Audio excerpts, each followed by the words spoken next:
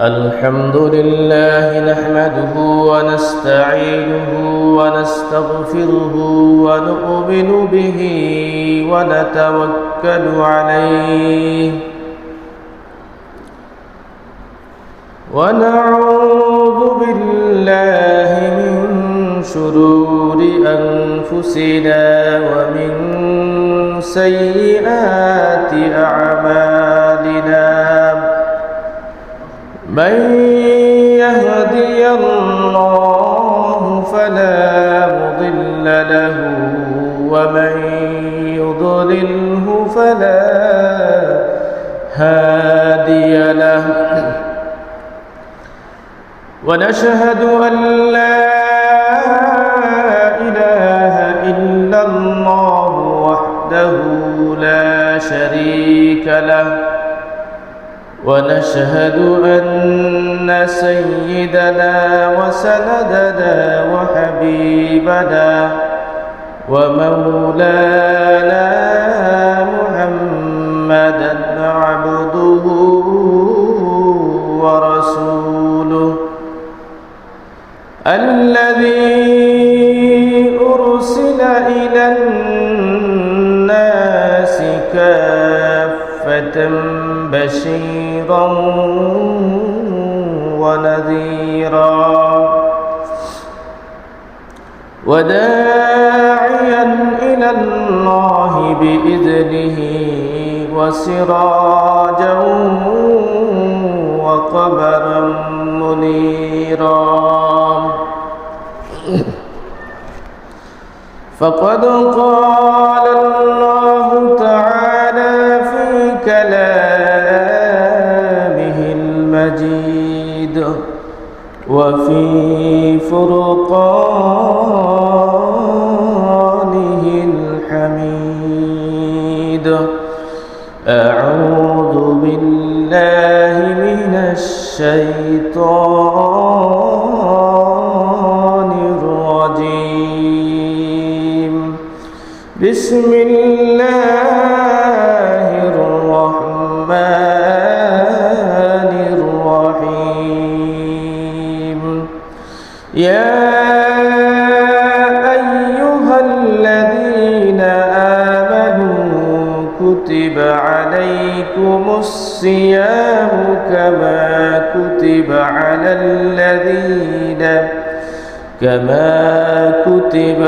الذين من قبلكم لعلكم تتقون أياما معدودات فمن كان منكم مريضا أو على سفر فعدة من أيام أخر وعلى الذين يطيقونه فدية طعام مسكين فمن تطوع خيرا فهو خير له وأن تسوموا خير لكم إن كنتم تعلمون صدق الله مولانا العظيم وقال رسول الله صلى الله عليه وسلم من صام رمضان إيمانا واحتسابا غفر له ما تقدم من ذنبه أو كما قال عليه الصلاة والسلام الصيام جنة أو كما قال عليه الصلاة والسلام وقال تعالى في شان حبيبه إن الله وملائكته يصلون على النبي يا أيها الذين آمنوا صلوا عليه وسلموا تسليما اللهم صل على سيدنا ونبينا وشفيعنا وحبيبنا ومولانا محمد صلى الله عليه وعلى آله وأصحابه وبارك وسلم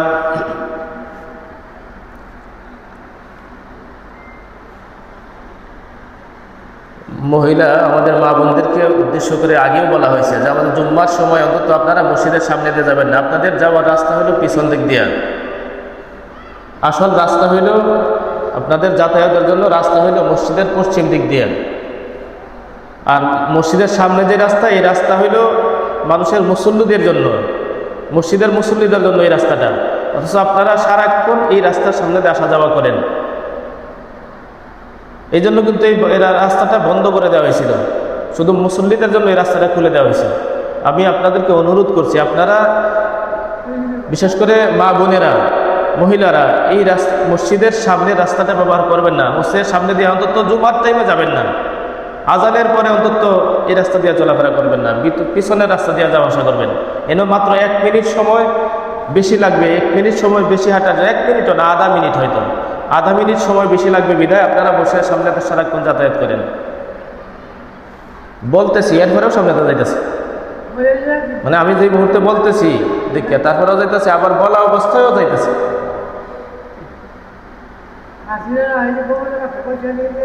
কিয়ামতের আগে মানুষের লজ্জা শরম আগে উঠে যায়, এটা হইল বাস্তব প্রমাণ। মসজিদে কথা চলতেছে, বয়ান চলতেছে, মুসল্লিরা আছে মসজিদে, এটার সামনে একজন মহিলা কিভাবে যায়?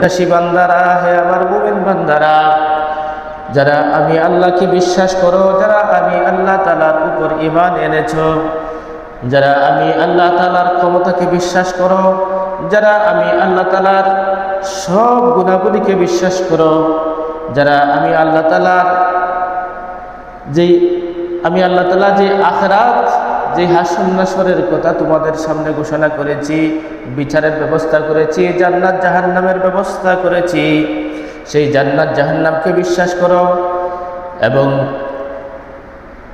তাদেরকে উদ্দেশ্য করে, অর্থাৎ যারা এই আখিরাত এবং পুনরুত্থানকে বিশ্বাস করে তাদেরকে বলা হয় মুমিন। আর এই মুমিন বান্দাদেরকে উদ্দেশ্য করে আল্লাহ তাআলা বলতেছেন, ইয়া আইয়ুহাল্লাযীনা আমানু, হে ঈমানদাররা, কুতিবা আলাইকুমুস সিয়াম, হে ঈমানদাররা, আমি তোমাদের উপর কুতিবা আলাইকুমুস সিয়াম, রমজানের রোজাকে, সিয়ামকে অত্যাবশ্যকীয় করেছি, ফরজ করেছি, অবশ্য পালনীয় করেছি।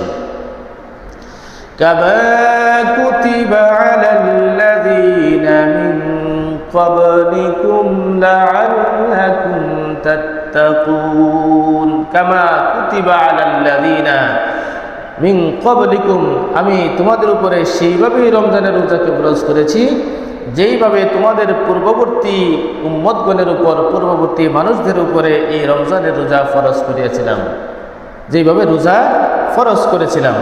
তাতে বোঝা যায় যে শুধু আমাদের উপরেই রমজানের রোজা ফরজ নয়, আমাদের জন্য এই ফরজের বিধান চালু করেননি আল্লাহ তাআলা।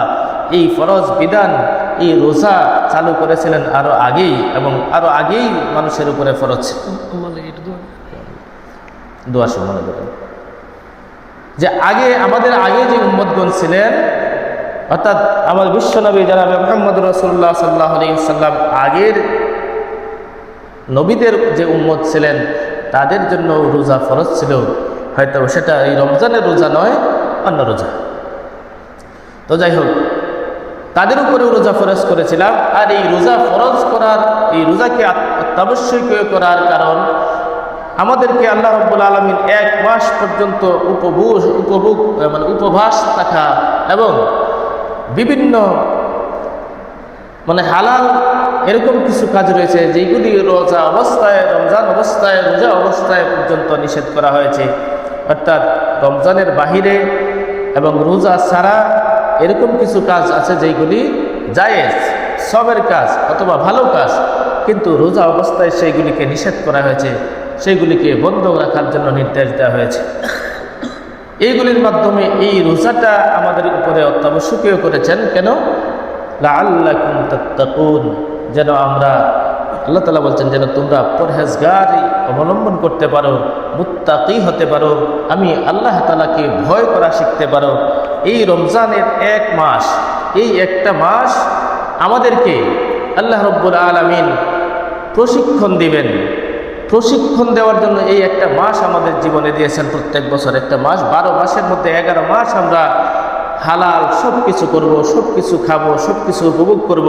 কিন্তু এই একটা মাস, বিশেষ করে এই একটা মাস কিছু হালাল জিনিস, হালাল বিষয়, হালাল বস্তু, হালাল কাজ, হালাল খাবার, সেইগুলি থেকেও বিরত থাকতে হবে এই রমজান অবস্থায়, রোজা অবস্থায় সারাদিন। এর মাধ্যমে আল্লাহ তাআলার প্রতি যে আনুগত্য, আল্লাহ তাআলার প্রতি যে ভয়, আল্লাহ তাআলাকে যে মানা, আল্লাহ তাআলাকে যে সম্মানের সাথে তার এই আদেশ অনুসরণ করা, অনুকরণ করা, সেটাকে আল্লাহ তাআলা আমাদেরকে এই এক মাসের মধ্যে শিক্ষা দিবেন। যেই কাজটা আমি রমজানের বাহিরে করতে পারতাম, সবের কাজ ছিল, ভালো কাজ ছিল, রমজানের বাহিরে হালাল খাবার কি এটা ভালো কাজ না? সবের কাজ না? দুপুরের খাবার খান, হালাল খাবার খান, ভালো খাবার খান, সুস্বাদু খাবার খান, বাজারের সেরা খাবার খান, ভালো কাজ। রমজান সারা দিনের বেলায় আপনি অনেক কাজ আছে, যেই কাজগুলি জায়েজ নাই, রমজানে নিষিদ্ধ, কিন্তু রমজানের বাহিরে জায়েজ। আপন হালাল স্ত্রীর সাথে আনন্দ ফুর্তি করেন, সেটা রমজানের বাহিরে। সহবাস করা, সেটা রমজানের বাহিরে, সেটা কি সবের কাজ, হালাল কাজ, আনন্দদায়ক কাজ। কিন্তু আল্লাহ তাআলা এই রমজানের মধ্যে আপনাকে সেটা বারণ করেছেন যে না, দিনের বেলায় রোজা অবস্থায় তুমি এই কাজগুলি করতে পারবে না। সেখানে আল্লাহ তাআলার যে আনুগত্য, আল্লাহ তাআলার প্রতি যে বান্দার ওই আনুগত্য, সেই আনুগত্য প্রকাশ পাবে এটার মাধ্যমে। আপনার গোলাম, আপনার যে কর্মচারী আছে, সেই কর্মচারীকে যদি পরীক্ষা করতে চান, তাকে পরীক্ষা করতে হবে তার এরকম কিছু বিষয় নিয়ে, যে বিষয়টা তার জন্য করা সহজ, কিন্তু তাকে আপনি নিষেধ করার পরে দেখবেন সে করে কিনা। তাকে আড়াল থেকে দেখুন, যে তাকে কিছু নির্দেশনা দেন যে তুমি এই নির্দেশগুলি মেনে তুমি বাজারে যাবে, তুমি বাজারে গিয়ে এই কাজগুলি করবে, এই কাজগুলি করে এতক্ষণ সময়ের মধ্যে তুমি আমার কাছে চলে আসবে, কিন্তু সাবধান, এই কাজগুলি তুমি করবে না। যদিও তোমার এটাতে ফায়দা আছে, এমনি তো তোমার জন্য সেটা জায়েজ ছিল বা তোমার জন্য সেটা করার অধিকার ছিল, কিন্তু আমি বলে দিলাম তুমি আপাতত আজকে এই কাজটা করবে না, তোমার যদিও এটাতে লাভ আছে। যদি আপনার কর্মচারী, যদি আপনার গোলাম, যদি আপনার সেই কাজের লোক, সে যদি আপনার বিশ্বস্ত হয়, সে যদি আদর্শবান হয়, সে যদি প্রকৃতই আপনাকে ভালোবাসে, আপনাকে ভয় করে, তাহলে সে অবশ্যই আপনার আদেশ, আপনার যেই নীতি, আপনার যে নীতিমালা, সেই নীতিমালা সে অবশ্যই অনুসরণ করবে। সে এক চুলো এদিক সেদিক করবে না। ঠিক তেমনিভাবে আল্লাহ তাআলা আমাদেরকে এই 12 মাসের মধ্যে একটা মাস রেখেছেন আমাদেরকে পরীক্ষা করার জন্য, আমাদেরকে কন্ট্রোল করার জন্য। আমাদের যেই তাকওয়া আছে, পরহেজগারি আছে, আল্লাহ তাআলার আদেশ এবং নিষেধ আছে, সেই আদেশ এবং নিষেধগুলিকে আমরা কিভাবে মানব, কিভাবে এগুলি থেকে বিরত থাকবো, সেটাকে শিক্ষা দেওয়ার জন্য এই রমজান মাস, এই রমজানের রোজা আমরা, আল্লাহ তাআলা আমাদেরকে যেই রোজা দিয়েছেন, সেই রোজার দুইটা দিক আছে, দুইটা বিষয় আছে। একটা হলো বডি স্ট্রাকচার, আর একটা হইল আত্মা বা রূহ। প্রত্যেক ইবাদতের দুইটা আছে, দুইটা দিক আছে বা দুইটা অংশ আছে। প্রতিটা ইবাদতের দুইটা অংশ আছে। একটা অংশ হলো বাহ্যিক অংশ, যেটাকে স্ট্রাকচার বা বডি বলা হয়, আর একটা হইল বিতর্গত রূহ বা আত্মা বা বডি, কোয়ালিটি, সেটা হলো আরেকটা অংশ। দুইটা অংশের সমন্বয়ে ইবাদত হয়। দুইটা অংশের সমন্বয়ে যেরকম মানুষ হয়, মানুষের যেরকম রূহ এবং বডির সমন্বয়ে একজন পূর্ণ মানুষ হয়, পূর্ণাঙ্গ মানুষ হয়, ঠিক তেমনি ইবাদতের দুইটা বিষয়ের সমন্বয়ে, দুইটা অংশের সমন্বয়ে, দুইটা বস্তুর সমন্বয়ে একটা ইবাদত হয়। মানুষের যেরকম রূহ ছাড়া বডির দাম নাই, রূহ ছাড়া বডির কোনো দাম আছে? আপনার ভিতর যদি আত্মা না থাকে, রূহ না থাকে, তাহলে আপনার বডিটা 3 দিনও টিকবে না। শীতের দিন হইলে কয়েক ঘন্টা, 2, 4, 10 ঘন্টা, 20 ঘন্টা রাখা যাবে, কিন্তু গরমের দিন হইলে 24 ঘন্টার বেশি আর রাখা সম্ভব নয়। পচা শুরু হয়ে যাবে, দুর্গন্ধ শুরু হয়ে যাবে, আপনার শরীর থেকে মাংস খসে পড়া শুরু হয়ে যাবে। রুহ না থাকলে। আবার রুহ যদি থাকতে চায় তাহলে বডিটা লাগবে। বডিটা যদি না থাকে তাহলে রুহ এর অস্তিত্ব পাওয়া যাবে না। রুহ চলে যাবে আলমে আরওয়াহ এবং বডিটা চলে যাবে কবরে। বডি এবং রুহ এই দুইটার সমন্বয়ে মানুষ। ঠিক তেমনিভাবে বডিকে ঠিক রাখার জন্য আপনাকে কিছু কাজ করতে হয়। স্ট্রাকচারটা, আপনার যে দেহটা, সেই দেহটা ঠিক রাখার জন্য আপনার সারাদিন 24 ঘন্টার একটা রুটিন আছে, আপনার সারা জীবনের একটা রুটিন আছে, কাজ করতে হয়। কাজের উদ্দেশ্য হলো ফসল ফলাতে হয়, তার উদ্দেশ্য হলো আপনার খাবার তৈরি করা। আপনাকে কিছু খাবার খেতে হবে, পানি খেতে হবে, ব্যায়াম করতে হবে, কিছু কাজকর্মের মাধ্যমে শরীরটাকে সুন্দর এবং সুঠাম দেহের অধিকারী বানাতে হবে, শরীরটাকে শক্তিশালী করতে হবে। যেই খাবারগুলি খাই সেই খাবারগুলিকে খরচ করতে হবে, বার্ন করতে হবে, তাহলে আমার শরীরটা সুন্দর থাকবে। অসুস্থ হলে ডাক্তারের কাছে যেতে হবে, চিকিৎসা নিতে হবে। কেটে গেলে, সেরে গেলে, ফেটে গেলে তখন ব্যান্ডেজ করতে হবে, সেলাই করতে হয়, ডাক্তারের কাছে যেতে হয়, ব্যথার ওষুধ খাইতে হয়, তাহলে শরীরটা কি হয়, ঠিক থাকে। কিন্তু আপনার কোনো জায়গায় আপনার বডির কোথাও যদি আঘাতপ্রাপ্ত হন, সেখানে যদি কেটে যায়, সেরে যায়, ফেটে যায়, সেটা যদি আপনি চিকিৎসা না করেন, ঘা হয়ে যায়, আস্তে আস্তে সেই ঘা বড় আকার ধারণ করে আস্তে আস্তে সেটা ক্যান্সারে রূপান্তরিত হয়। ক্যান্সার হওয়ার পরে আপনার এই বডির একটা অঙ্গ, এমনকি আস্তে আস্তে গোটা পা, গোটা হাত কেটে ফেলে দিতে হয়।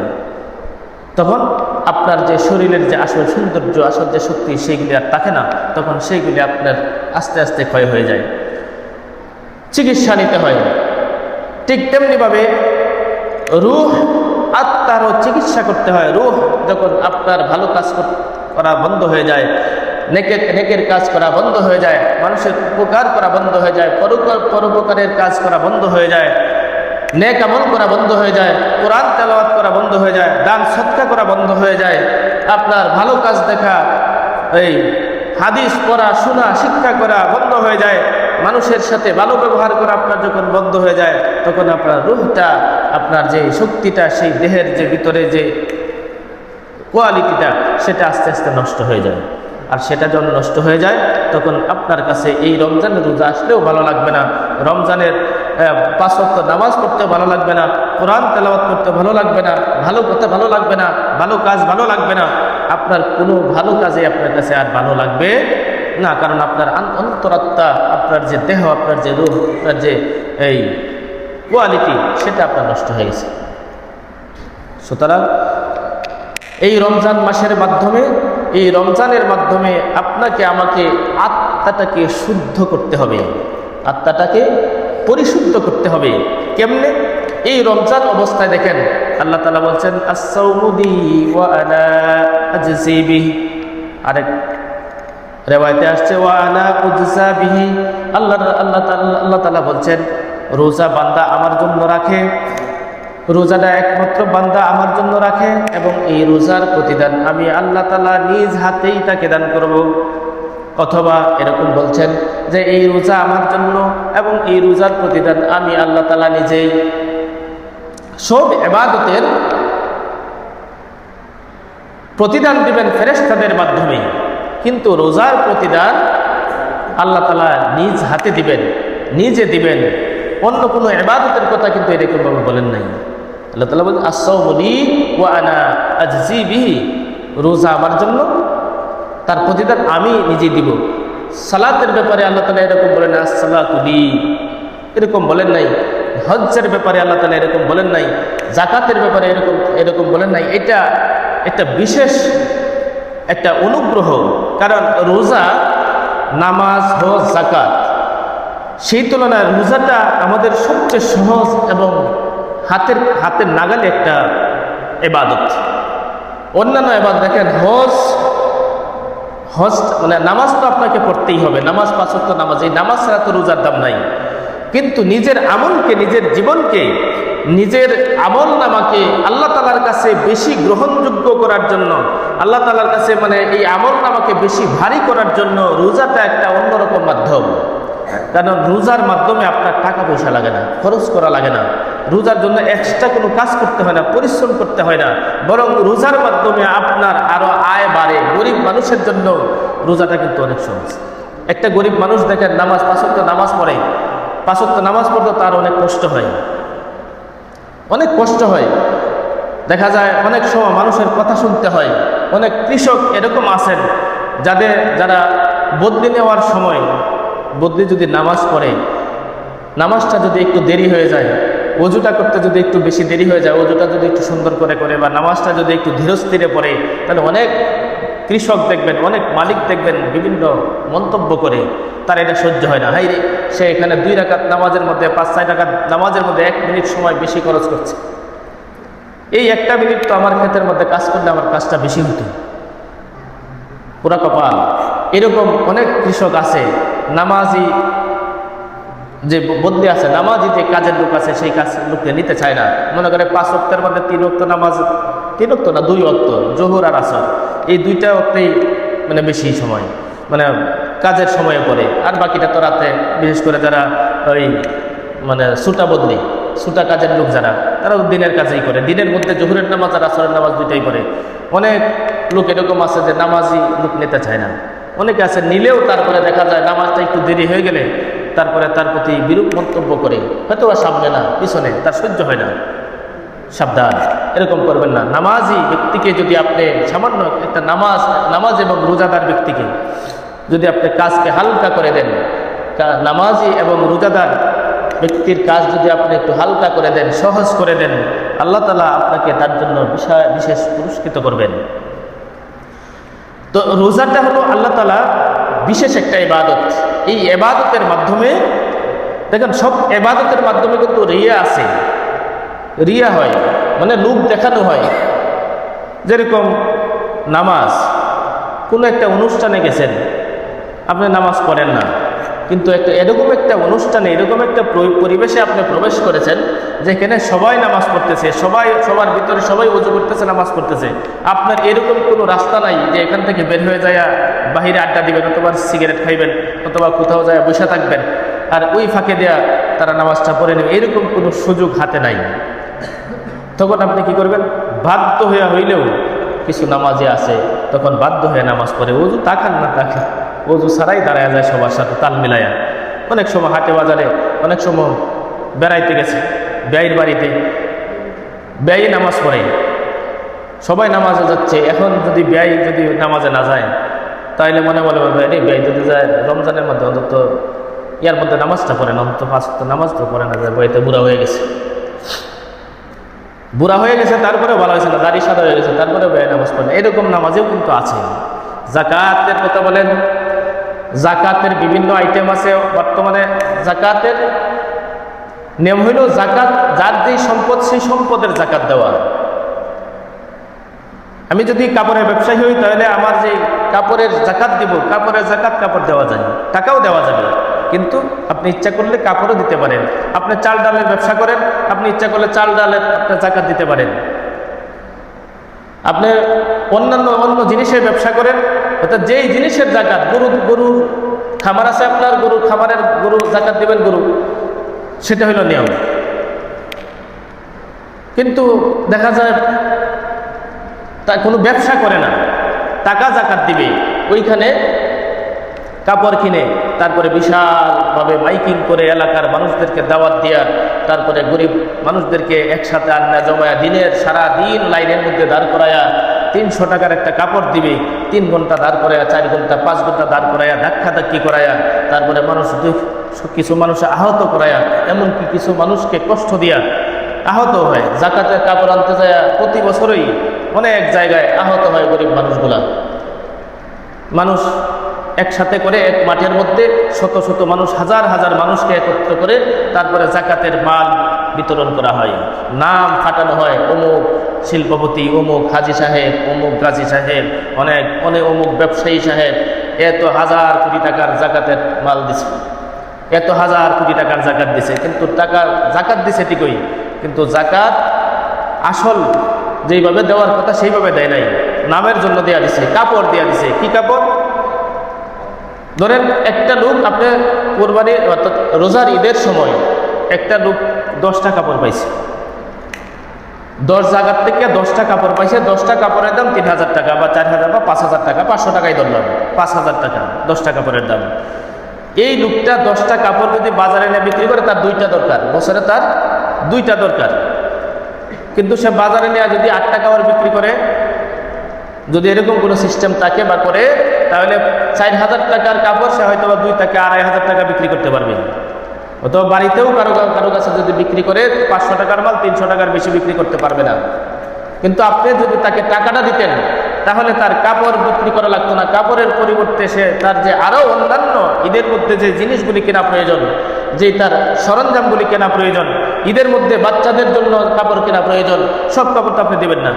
জাকাতের জন্য আপনি কাপড় দিচ্ছেন অথবা লঙ্গি দিচ্ছেন, 10 হাতি কাপড় দিচ্ছেন অথবা লঙ্গি দিচ্ছেন, কিন্তু তার তো বাচ্চা কাচ্চা আছে, বাচ্চা কাচ্চা আছে, তাদেরও তো একটা বাজার আছে। আপনারা যে দিলেন, কাপড় দিলেন, কাপড় দিতে দিতে তার এই বাড়ি ভরে ফেললেন, এখন সে ওই বাচ্চাদের কি অবস্থা, তার চাল ডালের কি অবস্থা, তার সেমাই চিনি কি অবস্থা হবে। তো এই জাকাত, যাই হোক, জাকাতের আলোচনা অন্যদিন হবে, যেহেতু আপনারা এই মাসেই জাকাত দেন এবং এই মাসে জাকাত দেওয়ার কিছু যৌক্তিকতাও আছে। রমজানের মাসে জাকাত দেওয়ার কিছু আলাদা বেনিফিট আছে, যেরকম